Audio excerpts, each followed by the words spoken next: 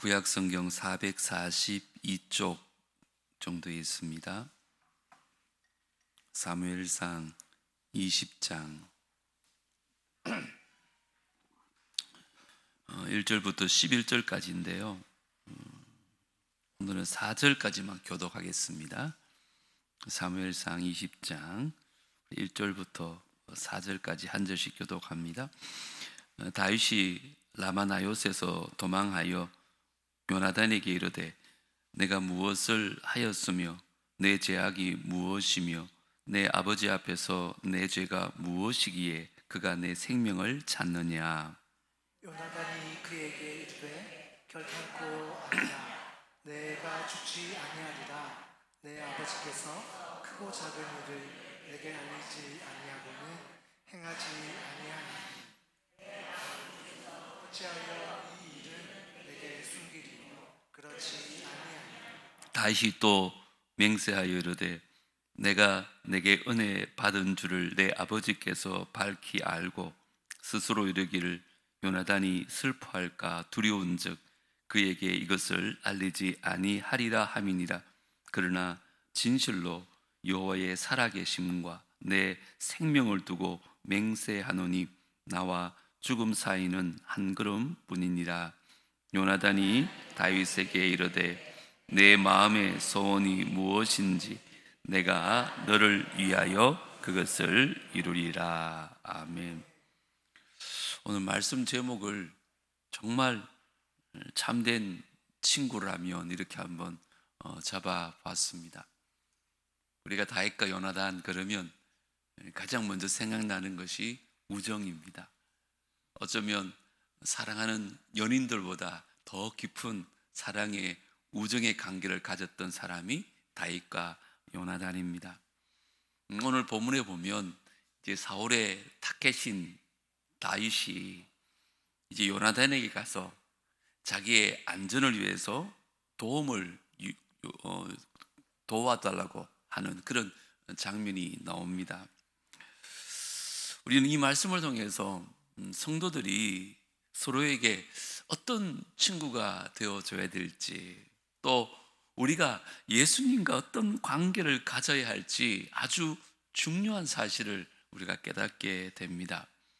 우리 교회 안에 소그룹이 참 많잖아요. 구역도 있고 전도회도 있고 또 동호회도 있고 또 여러 사역팀들이 있습니다. 오늘 제가 본문을 보면서 그런 마음의 소원이 하나 있었습니다.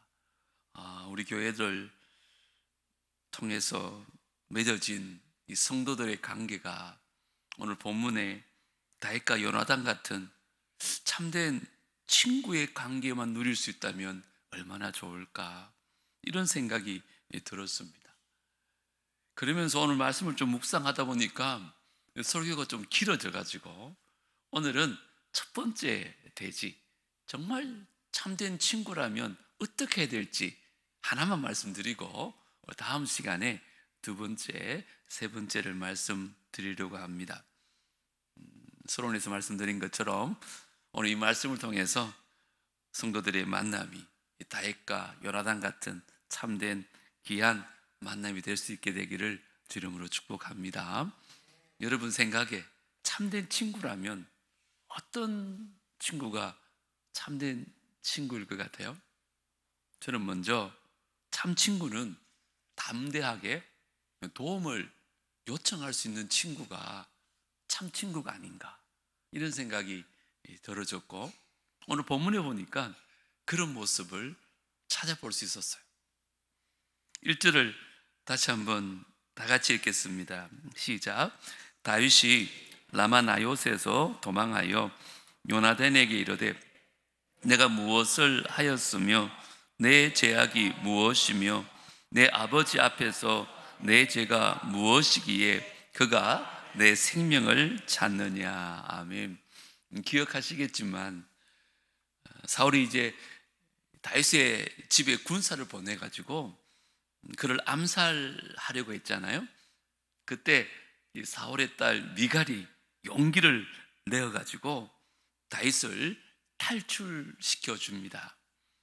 그래서 도망갔던 곳이 지난 시간에 살펴봤던 사무엘이 있는 라마 나요스로 피신을 했습니다. 라마는 지역 이름이고 나요스는 기숙사라는 뜻을 가지고 있습니다. 사무엘이 운영하는 아마 선지 학교로 도망을 갔는 것 같습니다.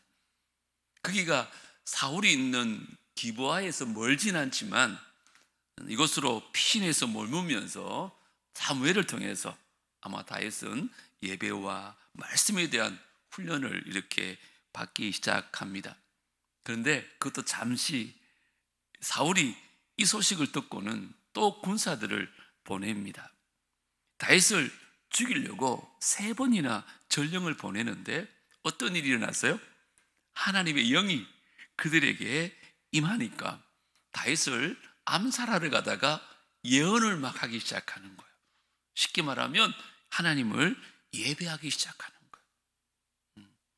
3번이나 이런 일이 반복이 되자 이 사울이 뿔이 나가지고 이놈들 정신 나갔구나 그러면서 내가 직접 가서 다윗을 처단해야겠다.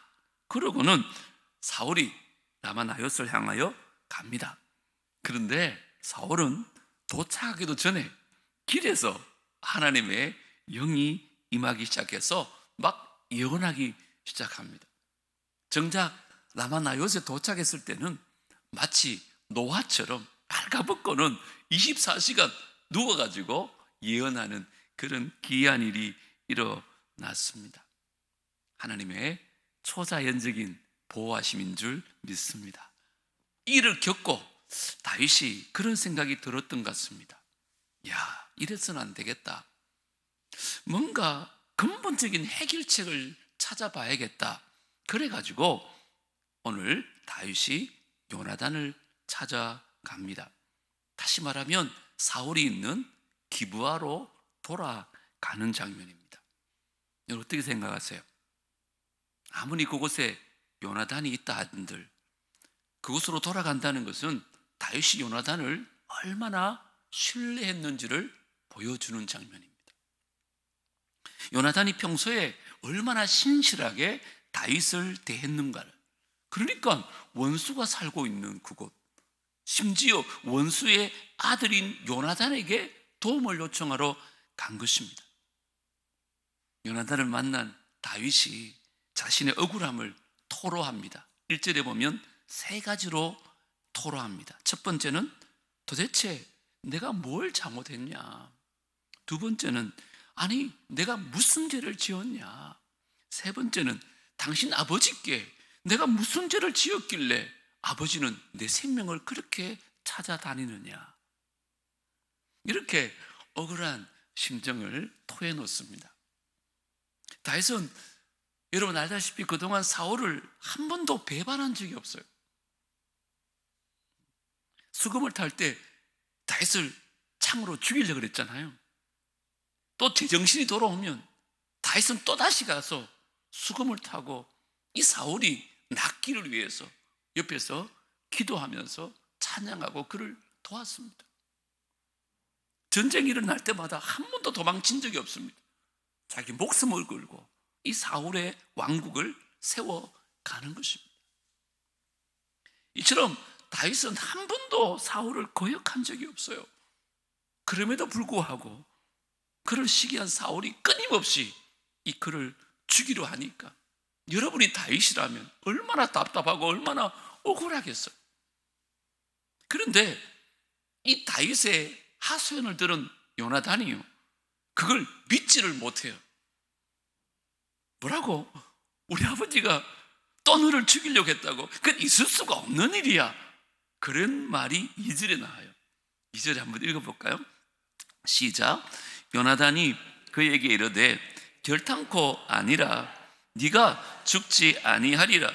내 아버지께서 크고 작은 일을 내게 알리지 아니하고는 행하지 아니하나니 내 아버지께서 어찌하여 이 일을 내게 숨기리요? 그렇지 아니하니라.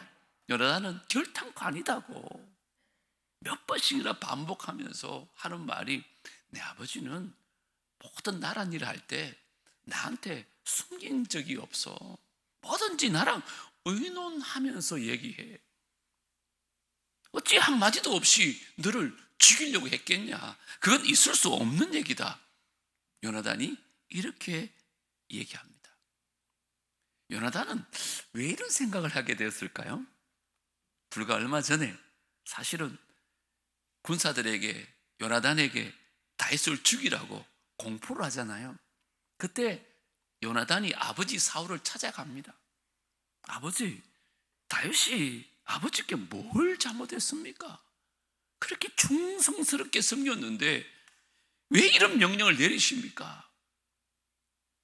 이때 사울이요, 19장 6절에 뭐라고 말하는지 보세요. 사울이 그 요나단의 말을 듣고는 뭐 했다고요? 맹세를 합니다. 뭐라고요? 여호와께서 살아 계심을 두고 맹세하거니와 그가 죽임을 당하지 아니하리라. 맹세까지 하면서 내가 잘못했다고, 다시는 내가 다윗을 죽이려고 하지 않겠다고 그렇게 선언합니다. 그러니까 이 요나단이 설마 아버지가 자기 앞에서 하나님의 이름을 걸고 맹세까지 했는데 너를 죽일 리가 없다는 거예요. 이 말을 듣고 다윗이 또 자기 얘기를 합니다. 3절, 다윗이 또 맹세하여 이르되 내가 네게 은혜 받은 줄을 내 아버지께서 밝히 알고 스스로 이러기를 요나단이 뭐 할까봐 슬퍼할까 두려운즉 그에게 이것을 알리지 아니하리라 함이니라. 그러나 진실로 여호와의 살아계심과 내 생명을 두고 맹세하노니 나와 죽음의 사이는 뭐라고요? 한 걸음뿐이니라. 요나단이 다윗을 얼마나 아끼는지 알기 때문에 네가 슬퍼할까 봐 얘기 안 하고 나를 죽이려 한 것이다. 나란 일은 사울이 요나단과 함께 다 의논하면서 했지만 이 다윗을 죽이는 일에 대해서는 얘기를 못했어요. 왜 그럴까요? 첫 번째, 명분이 없잖아요. 다윗이 뭘 잘못했습니까? 또 자기가 맹세한 것도 있잖아요. 뿐만 아니죠. 이 요나단에게 얘기하면 반대할 게 뻔하고 또 자기 몰래 다윗을 빼돌릴까 봐서 요나단에게는 말 안 하고 몰래 전령을 보내가지고 다윗을 죽이려고 했던 거예요. 그러면서 다윗이 했는 말을 뭐라 그래요? 나와 죽음 사이에는 한 걸음뿐이다. 저는 이 말이 참 가슴에 와닿다. 진짜 죽음이 코앞에 와 있다 이 말이거든요. 제가 이렇게 목회를 하고 인생을 살다 보니까 많은 사람들이 문제가 골마 터질 대로 터질 때쯤 돼가지고 도움을 요청하는 사람들이 있어요. 끙끙 앓다가 너무 늦게 오픈하는 거죠. 그때는요, 할 수 있는 일이 별로 없어요. 뭔가 도와주고 싶어도 도울 수 있는 방법이 없다니까. 오늘 본문의 다윗은 나와 죽음 사이가 한 걸음밖에 없다는 것을 느끼는 순간 즉각적으로 요나단을 찾아갑니다. 그리고 자기에 있는 아픔과 그런 고통을 다 얘기합니다. 좀 도와달라고. 왜 그럴까요? 그래서 함께 기도하면서 그 문제를 해결할 방법을 찾을 수 있거든. 문제는 죽음이 예고하고 서서히 찾아오는 게 아니라는 것입니다. 아무리 젊고 건강해도요, 어느 날 갑자기 죽음이 찾아올 때가 있습니다. 단지 육체적인 죽음뿐만 아니에요. 우리의 사업도, 우리의 인간관계도, 심지어 우리의 영적인 상태도요, 갑자기 정말 죽을 것 같던 상황이 찾아온다는 거예요. 여러분, 그때 내 혼자 힘으로 파도같이 밀려오는 어려움을 막아내려고 그렇게 하지 마시고 주 안에서 형제 자매된 성도들과 그 고통의 짐을 함께 나눌 때 주님께서 치유와 회복을 경험하게 되어질 줄 믿습니다. 다윗이 그렇게 억울하고 그렇게 힘든 처지에 있을 때 그의 심정을 토로할 수 있는 친구가 한 명이라도 있었다는 것이 얼마나 그에게 큰 힘과 위로가 되었겠어요. 물론 주님도 계시겠지만 우리도 때로는 너무 어렵고 힘들 때 있잖아요. 그때 마음을 터놓고 얘기할 수 있는 친구가 꼭 필요합니다. 그런 친구가 없으면요, 그 고난의 골짜기를 통과하기가 너무 힘들어요. 왜 우리가 한 몸 공동체에 지체들을 주셨을까요? 주님이 우리의 연약함을 너무 잘 알기 때문에 교회라는 공동체를 통해서 서로에게 짐을 좀 지라는 거예요. 이게 하나님의 뜻이라 그래요. 저는 이 시대를 바라보면서 교회 말고 도대체 어디서 내 자신의 문제를 드러내놓고 진짜 도움을 요청할 수 있는 공동체가 있을까요? 내가 잘 모르지만 거의 없습니다. 저는 그래서 교회가 너무너무 중요한 것 같아요.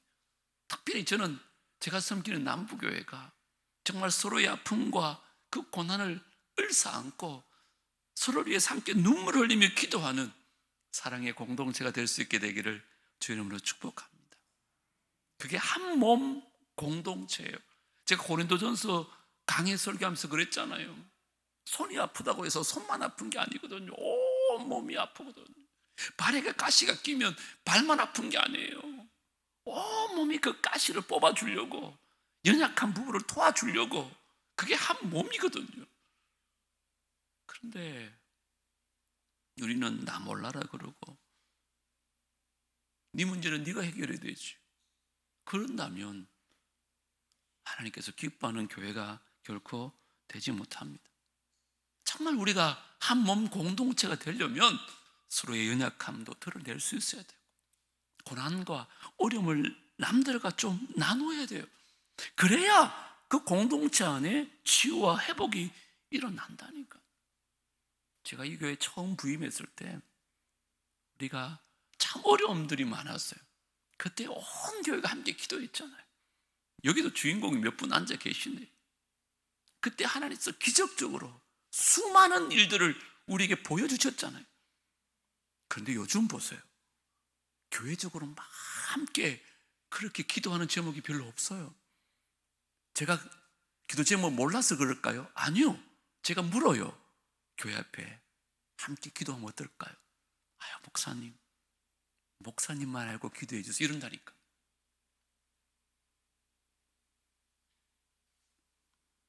물론 나의 아픔과 어려움을 나누는 데는요, 용기가 필요합니다. 오늘 전 다윗도 그랬을 것 같아요. 비록 요나단에게 도움을 요청하는 길이지만 지금 사울과 그의 군사들이 진치고 있는 기브아로 들어가는 거거든요.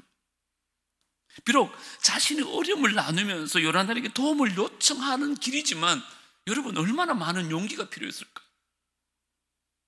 이처럼 우리도 서로 부족함을 나누고 아픔과 어려움을 나누는 데는요 굉장히 큰 용기가 필요합니다. 그래서 겸손만 가지고는 되지 않아요.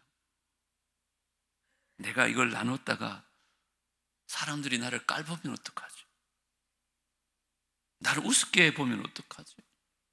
온 교회 소문이 나면 어떡하지? 여러 가지 생각이 들어올 수 있습니다. 그런데 하나님이 우리 주변에 귀한 공동체의 한 몸으로 성도들을 붙이신 이유가 뭘까요? 어려울 때 서로 좀 기도해주고 서로의 짐을 져주라고, 서로에게 좀 힘이 되어주라고 우리가 한 몸 공동체로 부른 줄 믿습니다. 그런데 내 체면 유지를 위해서 내가 이런 얘기했다가는 그러면서 적당한 거리를 두고 그냥 믿음 생활하면서 얄팍한 관계만 유지한다면 여러분 공동체 안에서요 내 영적인 문제, 내 깊은 내면의 문제는 결코 해결되지 않아요. 내가 약점을 드러내는 것이 정말 힘들고 고통스럽지만 우리가 담대하게 그리고 간절하게 성도들에게 오픈하고 기도의 요청을 할 때 저는 거기에서 하나님의 역사와 능력이 나타날 줄 믿습니다. 정말 우리 남부교회가 저는 이런 교회가 좀 되었으면 좋겠어요. 그래서 제가 교회 올 때는요, 여러분들이 세상에 있는 계급장을 좀 다 떼고 와야 돼요. 내가 누군데 체면 차리고 그러면 안 됩니다. 와서 또 얘기하라 그러면 그저 자랑밖에 안 해요. 자기 집 자랑하고 자식 자랑하고 잘난 척하고 부족한 부분을 얘기하기가 부끄러운지 몰라도, 여러분 교회는요 그러려고 모이는 것이 아니에요.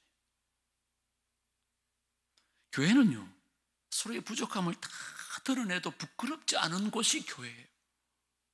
허물을 다 드러내도 허물이 허물처럼 느끼지 않아야 그게 하나님의 교회인 줄 믿습니다. 그래서 교회는 병원과 같아야 돼요. 이런 병원에 가가지고 아픈 거 드러내는 게 부끄럽습니까?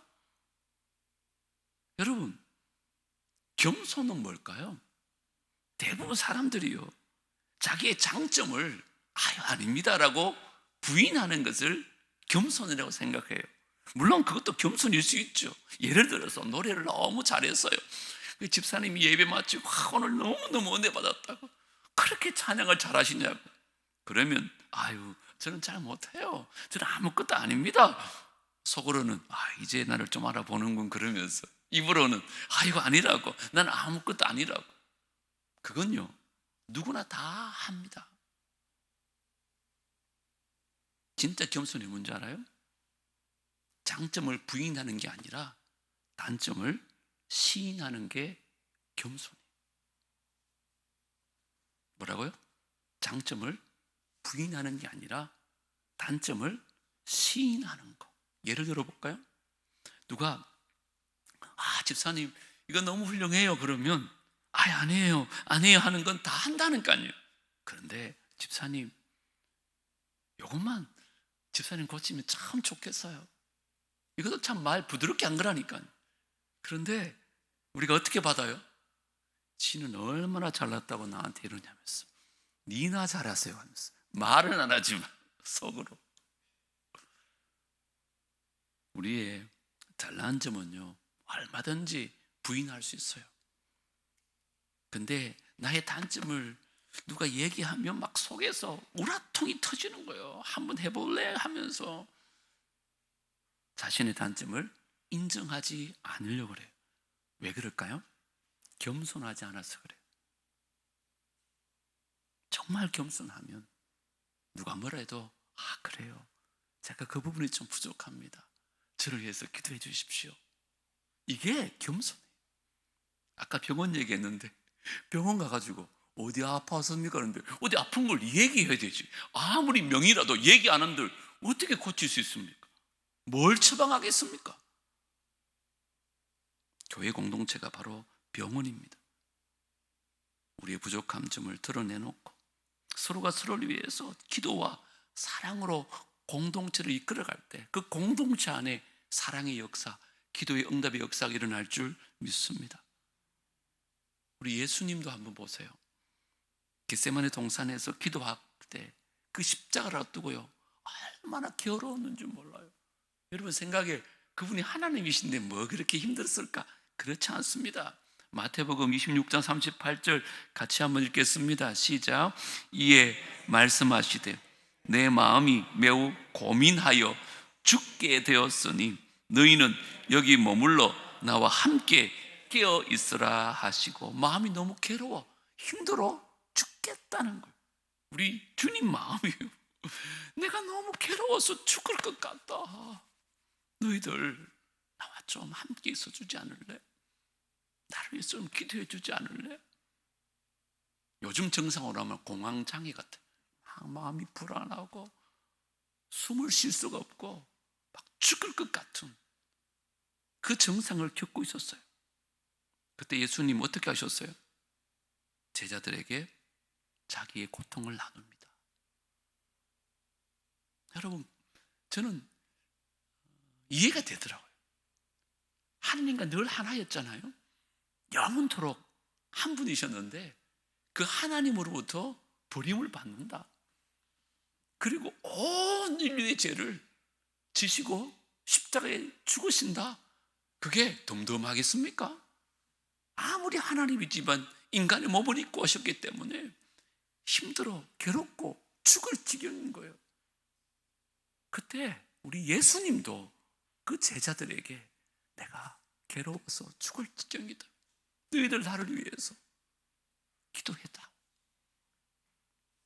여러분, 자신의 아픔과 고통을 드러냈던 거예요. 주님이 그러셨다면 허물과 실수투성인 우리는요, 얼마나 더 성도들에게 우리의 기도의 제목과 사랑을, 도움을 요청해야 되겠습니까? 뭐가 그래 잘났습니까, 여러분? 물어보겠습니다. 서로에게 힘든 상황들과 어려움들을 토해내는 것이, 기도 부탁하는 것이 성경적인 방법입니까? 아닙니까? 성경적이라니까. 우리 예수님이 그랬잖아요. 우리는 뭐라고 잘난 척하고 아무 일 없는 척하면서 그렇게 신앙생활 하십니까? 아마 이런 말 하면 여러분 가운데 이런 분이 있습니다. 목사님, 제가요 그거 잘 알지요. 그런데 제가 우리 교인들 보니까 별로 성숙하지 못한 것 같아. 내가 만약에 이런 얘기했다고 오히려 온 교회 소문다나고 나만 손해볼 것 같다니까요. 물론 그런 경우도 있겠죠. 그런데 예수님 보세요. 예수님이 기도를 부탁하고 도움을 요청했던 사람들이 누구예요? 제자들입니다. 여러분, 그 제자들이 성숙했어요? 아니요. 얼마나 미성숙한지 몰라요. 심지어 내가 죽게 됐다는데도 꾸벅꾸벅 졸고, 내려와가지고 조금만 더 껴있을 수 없냐는데 또 졸고 3번씩이나. 그러다가 가룟 유다가 군사 데리고 오니까 잠 벌떡 깨가지고 막 100m 달리기 선수처럼 다 도망가고. 예수님이 몰랐을까요? 제자들이 그렇게 성숙하지 못하다는 걸 몰랐을까요? 알아요. 아셨어요. 그럼에도 불구하고 그의 고통을, 그의 힘든 상황을 나누셔요. 왜요? 우리들어 본을 보이시는 거죠. 나도 그런데 너희들은 왜 그렇게 아무것도 아닌 것처럼, 아무 일도 없는 것처럼 그렇게 살아가냐고.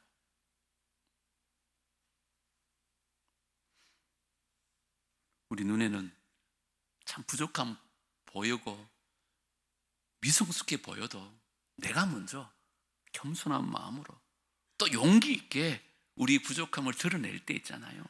하나님께서 그 안에서 역사하여 주실 줄 믿습니다. 사람 보고 하지 마시고. 그런데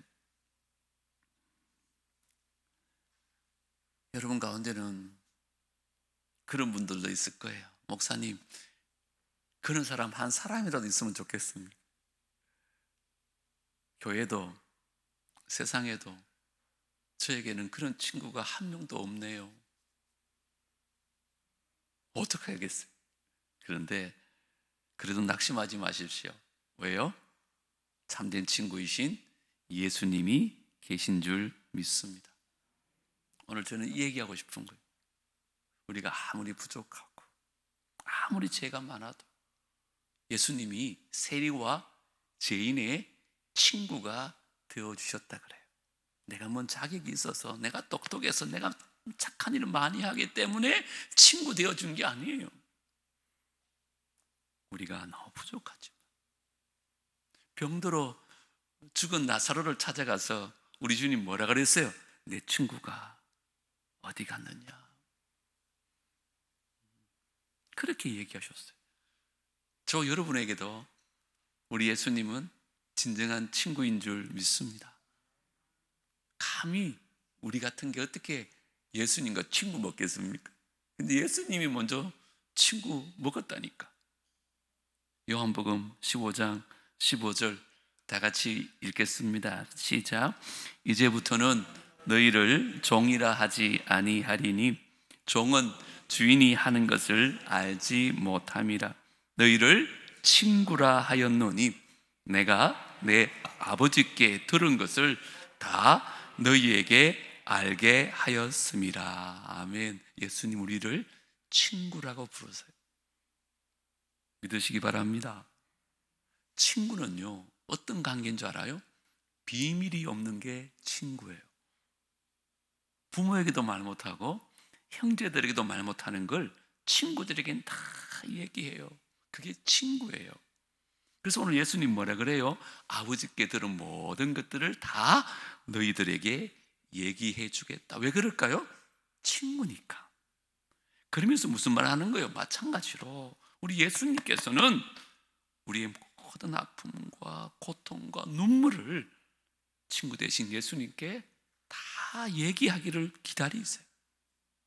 왜 그럴까요? 우리의 친구 되시기 때문에. 지금도 우리를 아시는데 언젠간 제가 나를 찾아와서 나의 앞에 엎드려서 눈물로 기도하며 도움을 요청해야 될 터인데 그러지 않는 거예요, 우리가. 그래서 기다리고 계신 거죠. 여러분 가운데 세상에 무거운 짐을 지고 오신 분 계십니까? 정말 이 사람 앞에 누구에게도 말 못할 그런 고통과 괴로움이 있습니까? 사람들에게 말 못하시겠으면 오늘 이 시간에 십자가 밑에 다 내려놓을 수 있게 되기를 주 이름으로 축복합니다. 예수님께서 그 짐을 다 가져가실 것입니다. 예수님은 저와 여러분의 좋은 친구이기 때문에 그래요. 그래서 오늘 말씀 준비하면서 찬송가가 하나 생각이 났어요.